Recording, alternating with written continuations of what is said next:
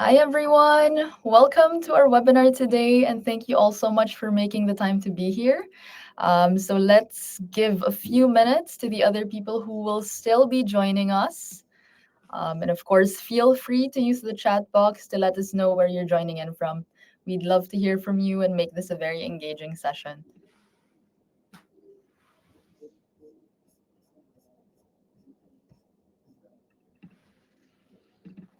So we have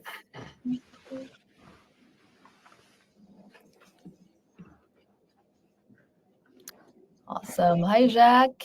Hi, Laurent. Awesome to hear. Hi, Sylvie. Hi, Alexis. Thank you guys for being here today. It's nice to hear the shout outs. Nice. So we have Jacques from Barcelona, Laurent from France, Sylvie from Texas, Alexis from St. Louis.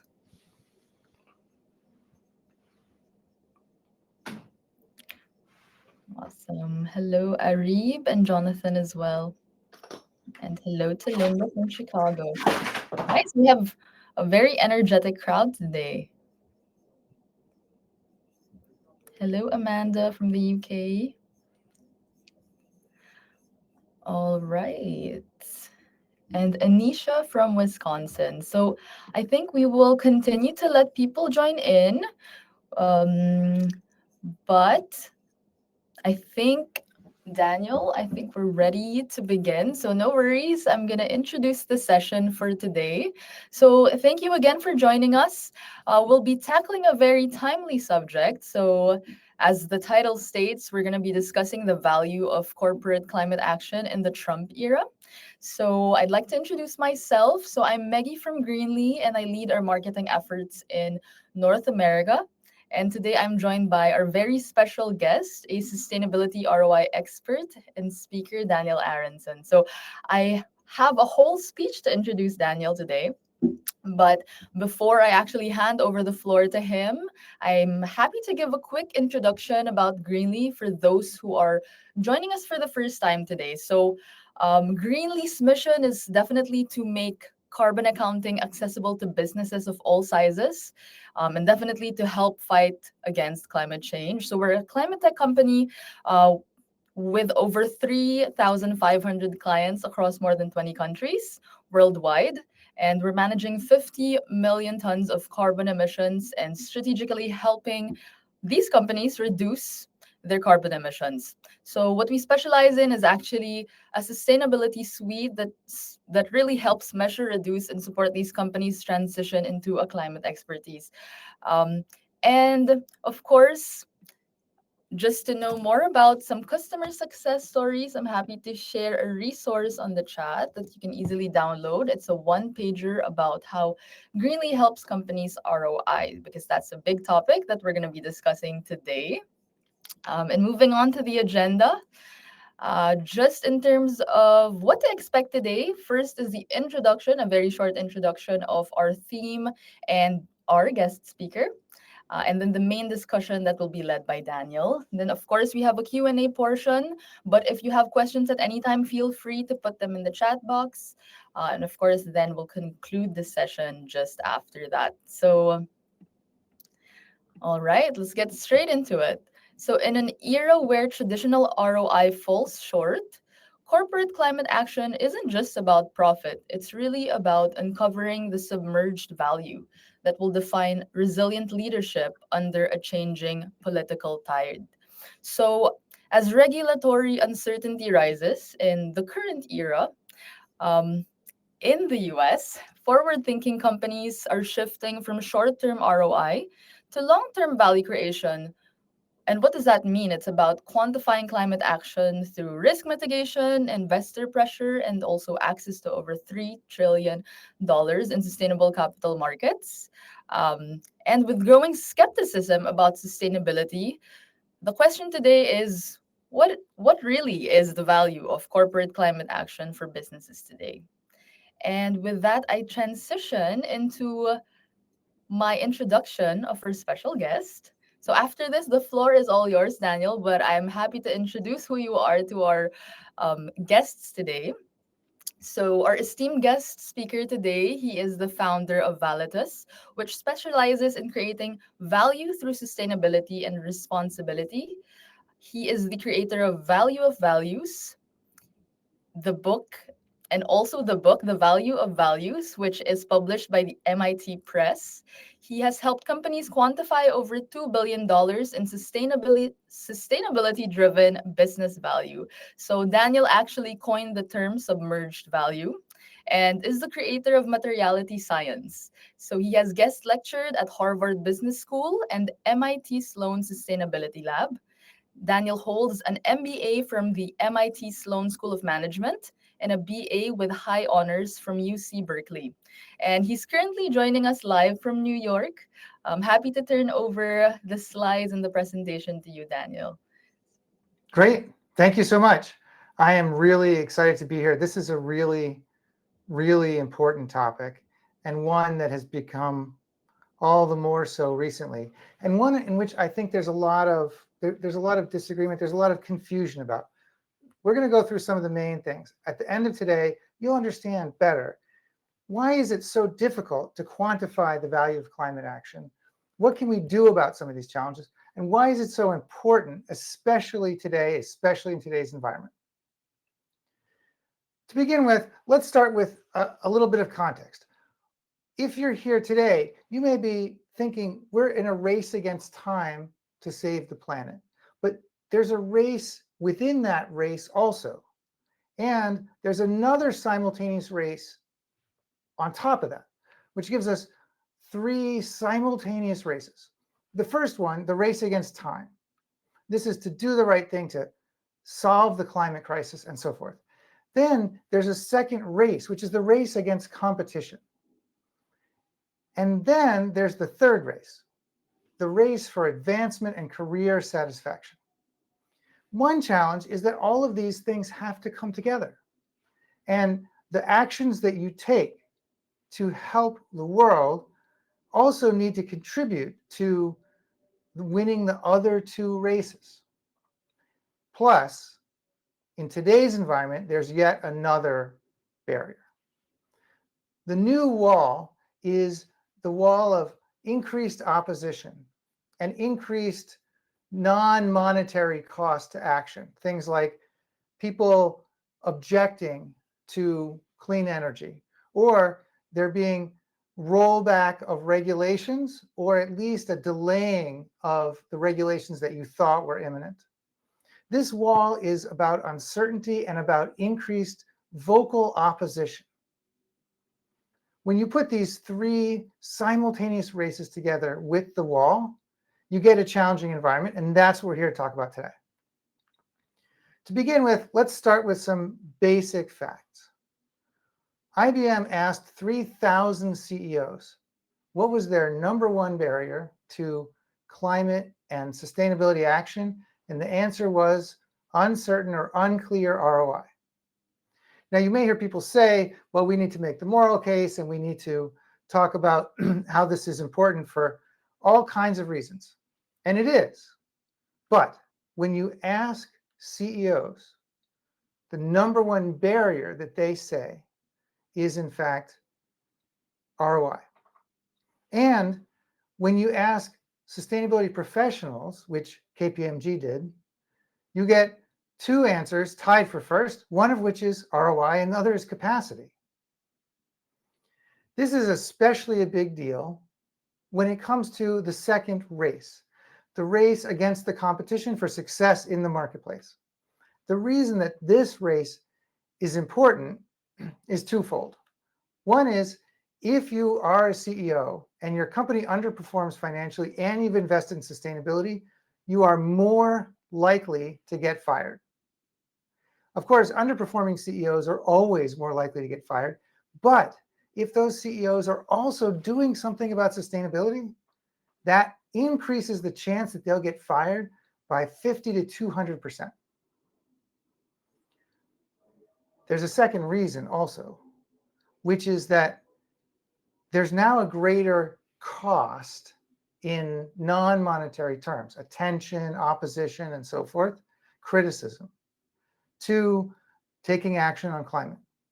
And if you can't say, hey, this is benefiting the company financially, then you can imagine a CEO saying, wait a minute, I was already more likely to get fired if I did this and we didn't perform. But in today's environment, this would be an even bigger increase in the chance of being fired. That makes it seem as if you can either take the road that leads toward money, or you can take the road that leads toward doing the right thing, but not both. Now, it turns out this isn't true, but we need to ground our understanding in the idea that people believe this is true. They feel it. They feel, even if they don't know the statistics, they feel intuitively that if they don't perform financially and they are involved in climate action, they're going to be more likely to get fired, more likely to get criticized. The solution to this idea that you have the two roads and they diverge is to understand that the vast majority of value from climate action and sustainability is submerged, by which I mean hidden beneath the surface. Now, there are lots of different ways to show this, but for a bit of a different way, let me retell a specific story that you may have heard before. And the reason I use this story is that people often think, climate, sustainability, those are the ideas of fables and not finance. But what's interesting is, even when you take a story that people already know, when you look a little bit behind the curtain, you discover the submerged value hidden in plain sight. Let's take the case of the boy who cried wolf. What is the cost of the boy's dishonesty in this story?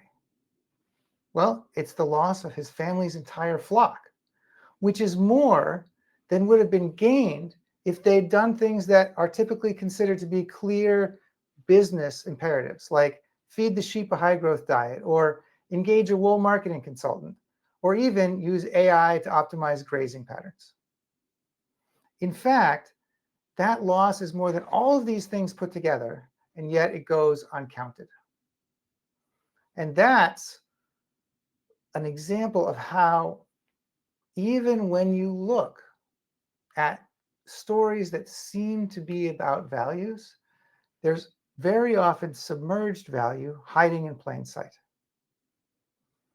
Now, what that means for us is that we need to surface that submerged value. We need to point it out and quantify it so that people don't see a conflict between the three simultaneous races, but instead they see this is a way to do all of those things at once, to be better for my career, to be better for my company, and to be better for my society and my planet.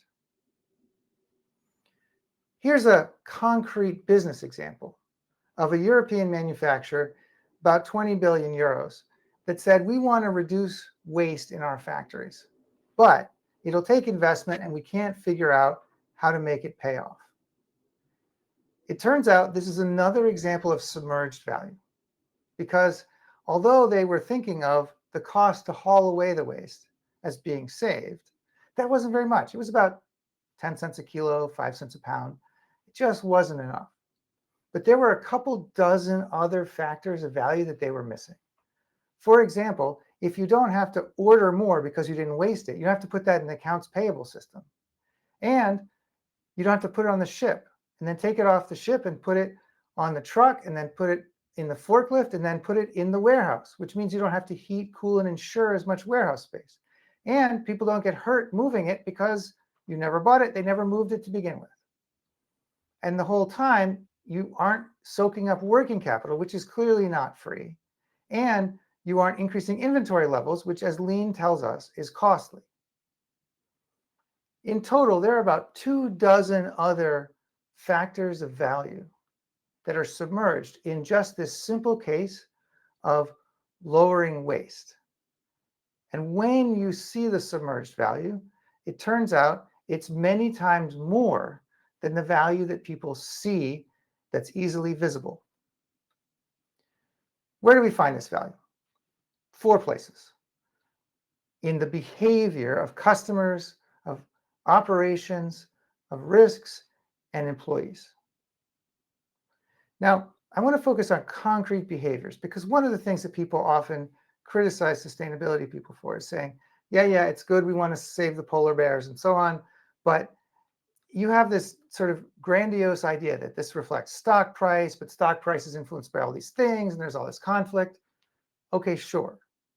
But there are also specific concrete behaviors that change, that affect the business at the core level. And that's where submerged value lives.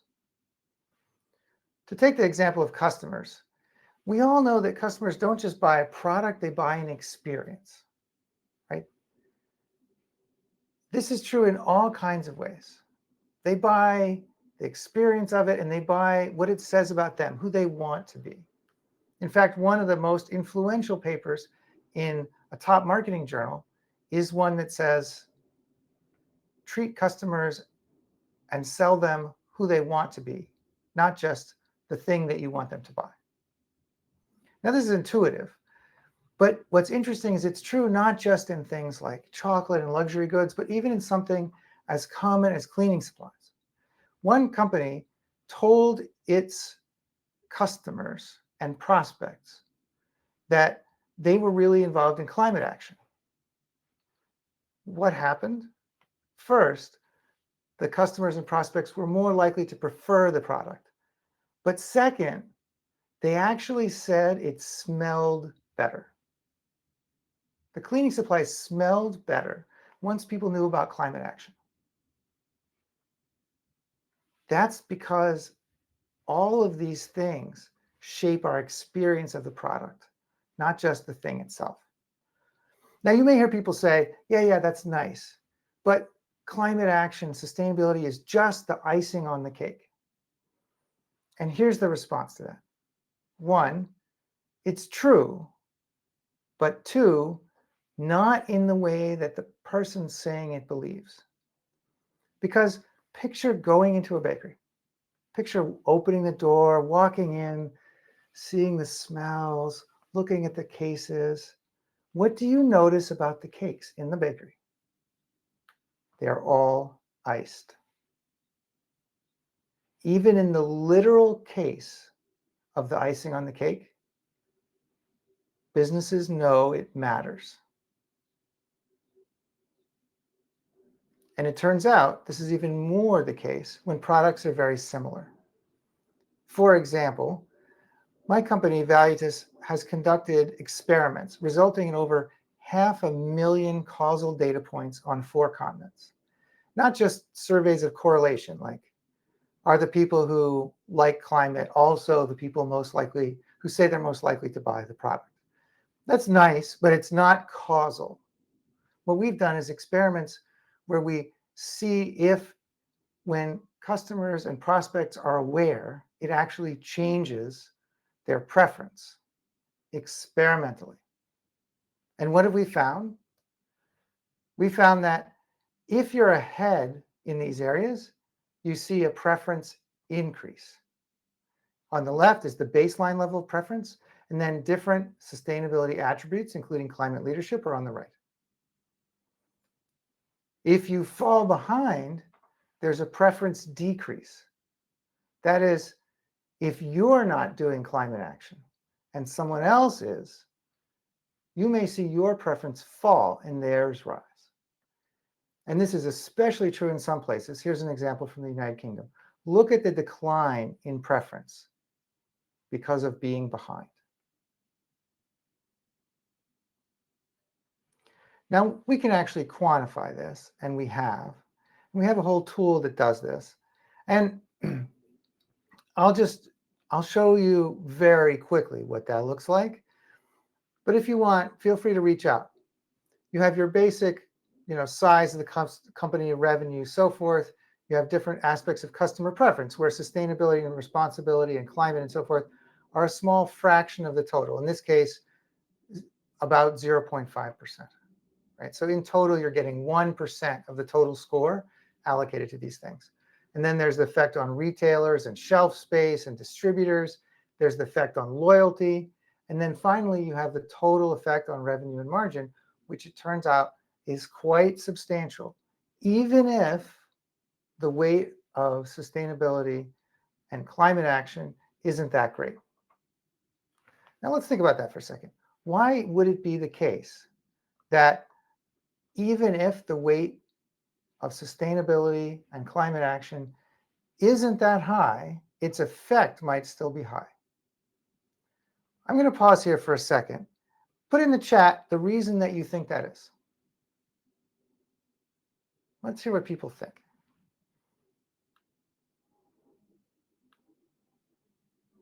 Okay, I'll give you a couple more seconds. All right. The reason for that is that it's an incremental effect. Even if something else is more important, like does the cleaning product clean? Cleaning is an advantage that has been mostly, if not completely, competed away, right? The definition of a commodity market is one in which these things have been competed away. But climate action, sustainability are not like that.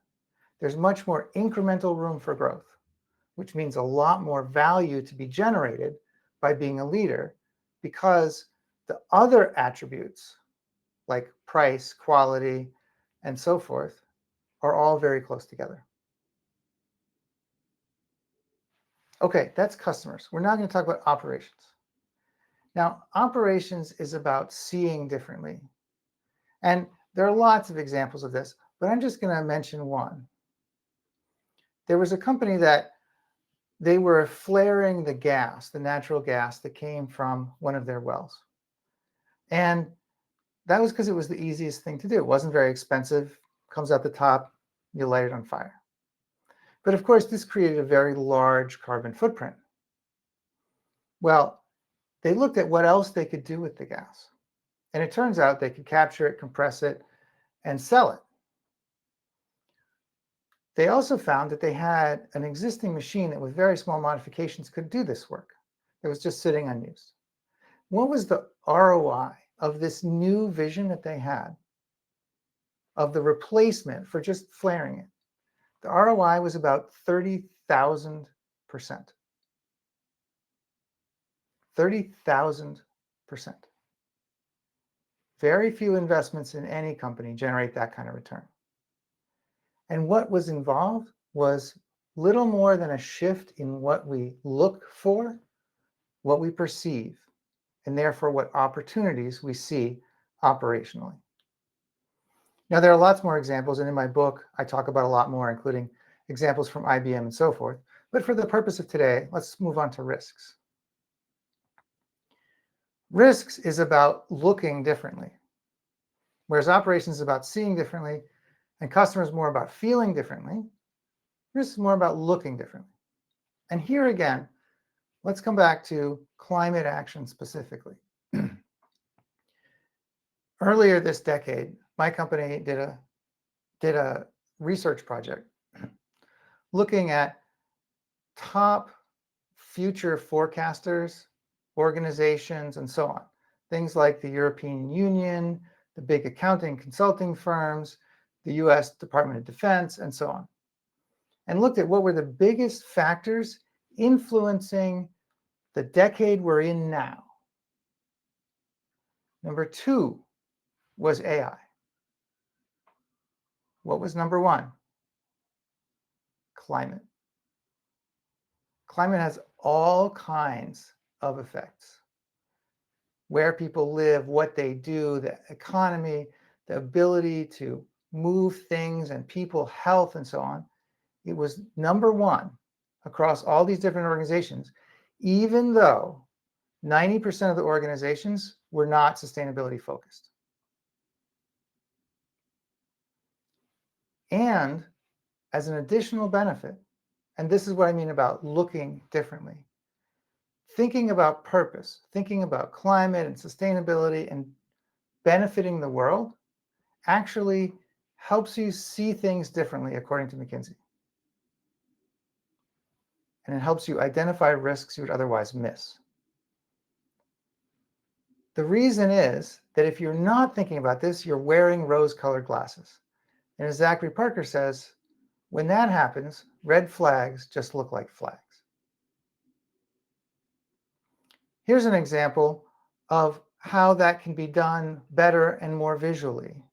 And you can see here we can overlay over the map different heat regions, different fires. We can add those to, say, cyclonic winds like hurricanes and so forth. We can look at wildfires, and we can put all of these things together so that you can see them in one grand vision for the world.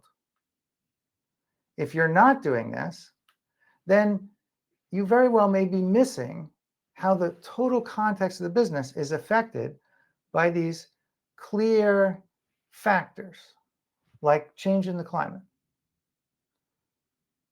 And if you're not thinking about how to address these clear factors, your competition might be. Now, when it comes to employees, in a way, this is the most obvious because people intuitively get what John Wooden said, which is that good values are like a magnet, they attract good people. But there's much more to it than that, and this intuition needs to be quantified.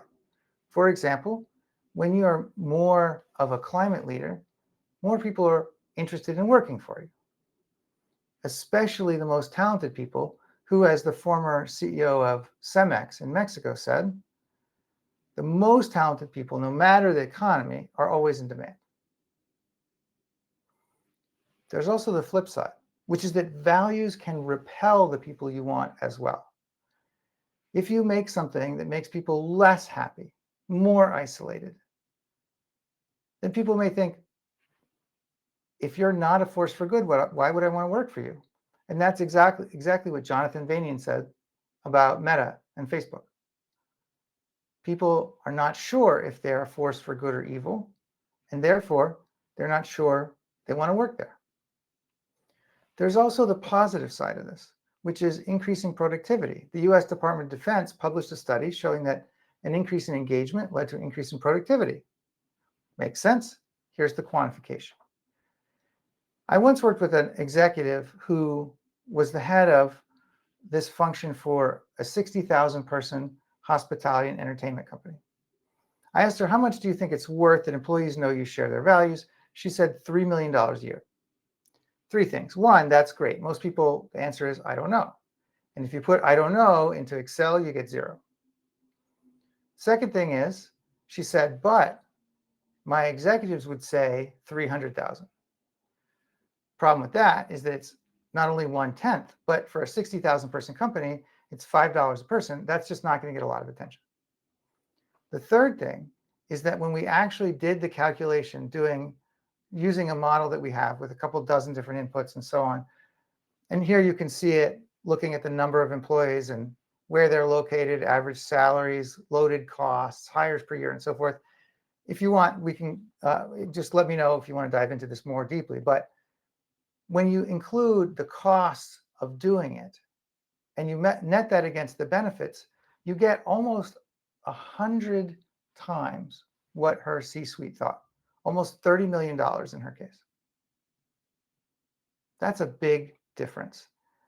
And that means that instead of the value that the executives thought, or even the value that this individual thought, the value is much higher. And that's much more of a thing that people want to go get and to put investment and attention behind. In addition, this is a time of the world in all sorts of ways when we need more organizational resilience against shocks. And as it turns out, 5 of Aon's top 10 factors that make your workforce resilient are sustainability related. And climate leadership has personal benefits as well. As LeVar Burton says, he couldn't follow someone that didn't share his values. This is, again, bringing us back to the personal career part that we talked about before. That race, in addition to the competitive race. In fact, if you go all the way back to Aristotle, When he talked about ethos, pathos, and logos, the three fundamental building blocks of persuasion, ethos has the same root as the word ethics. It's about who you are as a leader. Okay, this is all great, but we know there's also a period of challenge facing us. Here are three that we've heard and some thoughts on what to do. The first is it's fuzzy. What people typically do is try to use qualitative benefits, but that's not speaking the language of business, and that doesn't work. You need to use the quantitative benefits like we've shown throughout this, including the calculators. The second is people understand there's a cost of inaction, but have a very difficult time quantifying it. And as a result, they typically leave it out. But that gives it a value of 0, which is MIT's John Sterman says is the only value it can't possibly have. And the third is we have conflicting pressures, especially in today's political environment, but there are also all kinds of other pressures. What people often do is they try to avoid the spotlight. But here's the problem. 2 and 3 combined, that is the cost of inaction and avoiding the spotlight, bring to the forefront this question of what are the consequences of inaction? Imagine that this is where your company is located. And here are the other companies. And here they are in terms of their sustainability. So you're above average for sustainability and climate action in your industry. You think, my choice is to move there or not, right? I can choose to just stay where I am. But it turns out that's not really true. Because even if you move here, what happens? Everybody else is also thinking, hey, this is kind of something that we should pay attention to and do something about. And the entire industry is moving that way, which means if you fall behind, then you suffer the consequences with customers and employees and so forth, including, remember the cost of being a laggard that we looked at with the customers section? That's real money. And it's not dependent on you making the choice between doing something and doing nothing. The choice is between doing something and getting farther ahead or doing nothing, getting farther behind. Even if you just keep up, doing nothing is not doing nothing. It's letting others go in front. And here are some examples of something that we all intuitively understand, which is that over the past few years, there has in general been a sustainability activity increase across lots and lots of different industries. Now, this brings us to the question of what do we do about that number one barrier that we talked about earlier? The number one barrier, ROI. You cut a hole in that wall. You cut a hole in that wall by quantifying and surfacing submerged value, and thereby demonstrating the value of values and the value of climate action.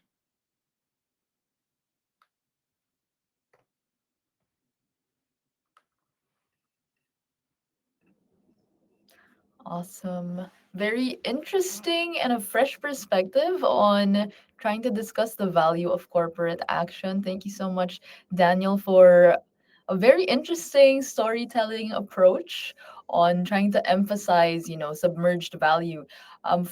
For a lot of people, maybe is it the first time that you've heard of the term submerged value? And of course, feel free to use the chat, about your thoughts, and I think it's the right time actually for us to ask you if you guys have any specific questions about, anything that Daniel has spoken about. So please feel free to engage in the chat and let us know if you have any questions or clarifications, or maybe you want him to deep dive into a specific topic or something that he mentioned.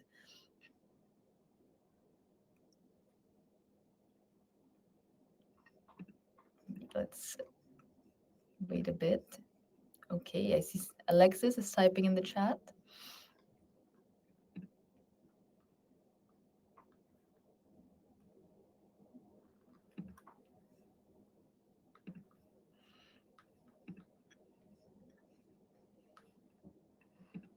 I'm taking a look at the polls Yes. and the questions because I think that Okay, we have a even if false. people don't specifically put that question in the chat, I think the idea that 70% of people are Mm-hmm. not measuring Yeah, quantitative and qualitative ROI leads to the question, why not? What can be done? How can we make it easier and so forth? exactly. Very good observation. And yeah, thank you guys for engaging in the polls. That's absolutely right, Daniel. Like, it's interesting to know why are you not measuring your ROI? There is a question over here from Carol asking you, Daniel, is your ROI quantification tool publicly available? Hi, Carol. Thanks for the question. The answer is some of them are and some of them aren't. I just finished making a tool with New York University, NYU, where I'm also an executive in residence, which is about the effect of climate action on the PE ratio for stock price. It turns out there's a lot of conflicting information about the effect of sustainability and climate action on stock price. But as far as we can tell, the largest study of its type, over 16,000 equities representing 80% of the market capitalization of all the stock markets in the world over 4 years. The result of that was that if a company lowers emissions, it increases the PE ratio, which means for any given level of earnings, stock price goes up. There are a number of different, let's say, research reports, papers, and so forth that have looked at the situation somewhat differently and come to different conclusions. But this one is the biggest by far. And their specific approach to look at the PE ratio was really interesting. So that's publicly available on the NYU website, which is, you want to look for the Center for Sustainable Business at NYU. Some of the other ones are partially publicly available, or if you want a demonstration, I'd be happy to give you one in person. But some of the other ones are more proprietary for use by companies and service providers. We, for example, license them. But you can take a look at the NYU one for free. We also have a ton of resources that you can use to get more done. So in fact, if you don't, do you mind if I share for a second? Yes, go ahead. And we do have a few other questions in the chat and in the question box. Go Great, ahead. great. Because I wanted to make sure that people have a chance to download or collect the valuation resources that I've provided for just for this audience for free. Awesome. So if you have a moment, feel free to scan the QR code that Daniel is now flashing. And I believe I can ask the next question Great. while this is flashed. So from Alexis, she asks, can you speak more about sustainability and organizational resilience with Anon? Sure, sure. The company Aon is a very large HR and people consultancy and service provider and so forth. And the idea here is fairly simple. If you want people to be more resilient, then you want to not only connect them on the level of, if you do the job that you're supposed to do, we'll pay you, but you want to connect them on the level of their values, the things that they want in the world. Because when people really want something and it connects to them in a human way, they are more willing to figure out a way around, through, over, under those walls. And when you give your workforce those kinds of tools, when you engage with them in a human way, when you make them feel like they belong, what Aon found is that that workforce is more resilient. And in a world where business is constantly being buffeted by policies and economics and market changes and climate events and everything else, the more resilient company has an advantage. Hopefully, this answers your question, Alexis. I think very clearly stated. Thank you, Daniel, for answering. So we have about three more questions, which I can see. From Bethany, she asks, what are the usual submerged values that you would start with if you were looking at total costs? The place is to start with quantifying and capturing submerged value. Typically, number one is people often don't know what you're doing. And this is a simple very inexpensive opportunity to capture. Because I was once working with a company that was quite large, and they donated over $100 million worth of technology to educational institutions every year. And most of their employees didn't even know they did that. And if your employees don't know, imagine the customers, right? The first thing you can do is to recognize a very simple fact, which is if people don't know, they can't prefer you because of what you're doing. Right? Remember the company that makes the cleaning supplies. Most of their companies didn't know what they were doing in climate, even though they've been doing it for a long time. Second thing is to put on the sustainability lenses in terms of operations. That is, remember the example. If you tell people, hey, look around for ways we can reduce our climate impact, rethink your operation, rethink the way that this is done, rethink who we buy from. Often you find tremendous value. I didn't include in today's talk, but in the book, there's an example from IBM. They found about $750,000 in reduction in water cost when they went looking to reduce their water use, but they found 4 times that much in energy and productivity and other savings. 4 times as much. And that's very common. And of course, climate specifically in GHG and emissions, energy use and emissions often signal where you can look for cost savings as well as GHG savings.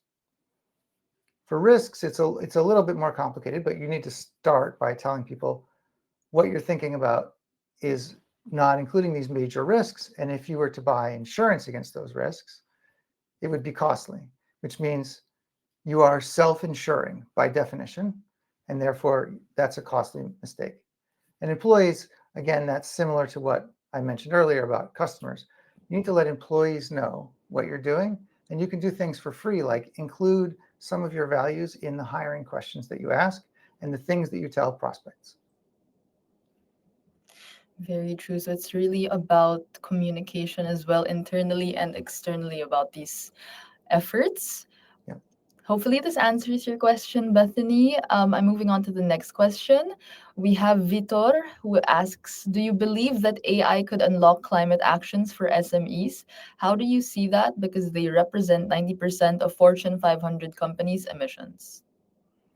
Yes, AI certainly could be used for that. It could also, AI is a powerful tool. Like any powerful tool, it could be used to improve the climate situation or to make it worse. Right? Big data, social media, all of these things have all kinds of uses. But yes, in particular for SMEs, AI offers the possibility of being able to get a handle on the tremendous amount of data and the tremendous number of responses that are requested by big companies, by consumers, and so forth, without having to hire a huge team.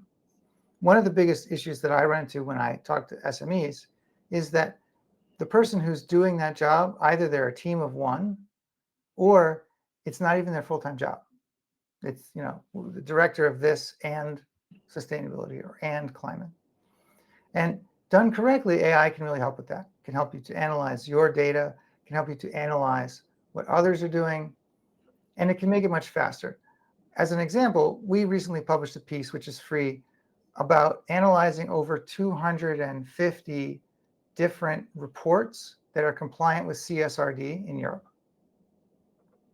We were able to do that because of our expertise. We have CSRD tools and we have a lot of experience with that, but also because we were able to use AI to help to do some of the grunt work. The caution is that you have to be very careful with how you structure the problem and what questions you ask. I asked the same question 5 different ways as part of that analysis and got 4 different answers. What we then had to do was to come back and put the human intelligence on top of that. That was still faster than it would have been to do it without any help. And that's where SMEs can really benefit. Very clear answer, and the prompt is definitely very important. We have 2 more questions. One from Cian or Sean. Hopefully, I'm saying your name correctly. Um, Here it asks, is there a way of making qualitative data robust enough to use? Thinking about purpose led companies and B Corp, we want to be pushing against just using finances as success, right? Uh, okay, Maybe. three Mhm. responses. Number one is you can not entirely make qualitative data robust enough to use, but you can use it by analogy. You can say, well, we know that we should, for example, be, well, here's a simple example.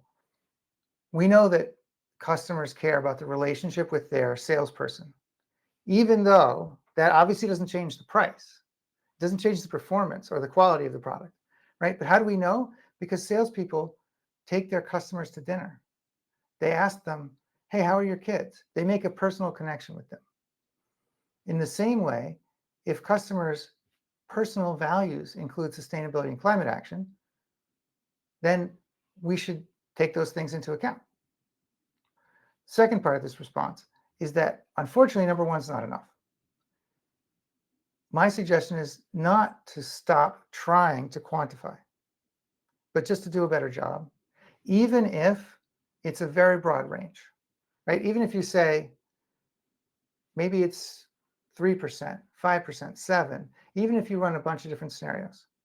The key thing is that when you have only qualitative benefits, in most cases, that leads to the number being assigned to it of 0. And it's not 0.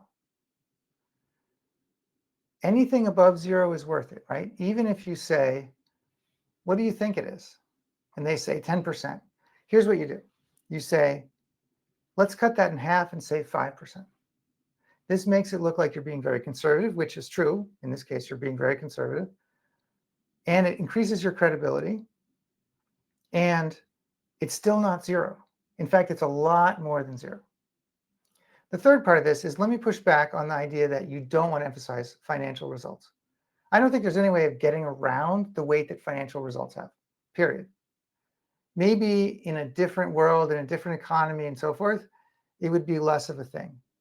But if you're not talking about at least maintaining financial results and hopefully improving them, then you run into the problem that those three simultaneous races start to conflict. Somebody says, I want to do the right thing, but I can't afford for my company to go bankrupt or for me to lose my job. What we need to do is we need to show that there are a lot of cases when these things are aligned. And you can at least start by doing those things. Hopefully, this answers your question. I think that was a very detailed and comprehensive answer. And I think we have a last question over here, which is from Cillian. Do you have any insight to share on the diminishing returns sustainability may have in future years in the US thanks to the Trump administration? Yes, a few things. First, yes, some of the value that sustainability used to have will be going away or will be diminished. For example, things like incentives and things like better purchasing preference from government contractors. And some of the costs of engaging in sustainability are going to go up because not only is there the actual financial cost, managerial cost, and so forth, but there's going to be more criticism, more pushback. At one point, a number of the state level officials from states that were opposed to climate action actually started to pull away from companies that did climate action, or to push them for regulatory justifications or things like that to try to make them stop acting on climate. And one of the things that I think people don't acknowledge enough is that there are some people who, for whatever reason, ideology or because of their own self-interest in some way, are opposed to climate action. Sometimes people talk about climate action as everyone knows it's a good thing, but that's just not the case. Some years ago, I was maybe the first, I'm not sure, but one of the first that I knew of anyway, to publish the results of a study that showed that Although most people would not have their choices affected by climate action among the company that they were choosing from, and a good number would be willing to prefer a company because of climate action, there was a smaller number that would actively punish a company for acting on climate. They would actually avoid buying from the climate leader. Now, in net, it was still beneficial to be a climate leader. But there are people who are opposed. And one of the things about the current situation is that those people are more vocal and more powerful. And also that it's impossible to avoid seeing them now, the way it was when I first published the results some years ago. Therefore, two things. One is you can talk about this with the audiences that are more likely to respond positively and less with the ones that are more likely to respond negatively. And the second thing is that if you want to continue to do things around climate, then you're going to need to do better showing the ROI, because ROI is seen as less ideological a justification. Oh, you're doing this to make money. Okay, that's seen as less ideological than you're doing this to benefit the environment or planet or so forth. Which means you need to do better at conservatively estimating, but surfacing and quantifying the submerged value.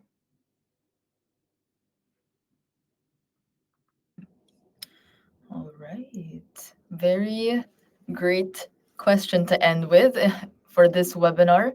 I think there are definitely the challenges that are currently being faced, and you're absolutely right that it's important to begin. So we did see that a lot of you have posed the answer that you are not yet measuring ROI, but hopefully this gives you an idea and inspires you to start today.